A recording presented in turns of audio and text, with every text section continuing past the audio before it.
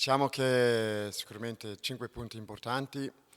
Abbiamo fatto un passo in avanti in confronto alla prestazione contro Petrarca, ma sicuramente non è neanche vicino al nostro livello di potenziale, quindi non sono soddisfatto, però sì, comunque 5 punti e quindi hanno fatto quello che ho chiesto, di giocare meglio e quindi abbiamo iniziato concentrati, disciplinati, seguendo il piano di gioco, abbiamo fatto subito un bel vantaggio.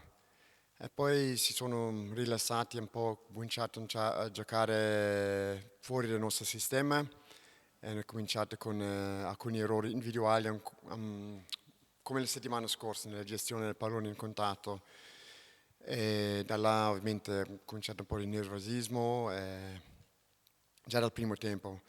Poi il secondo tempo è iniziato bene, ripreso la partita in mano e poi sicuramente, non so, ovviamente è presto, ancora 2 anni che non giocano e quindi non posso pretendere una prestazione di 80 minuti, però sicuramente è la parte mentale che dobbiamo migliorare. Sto totale molto meglio in attacco.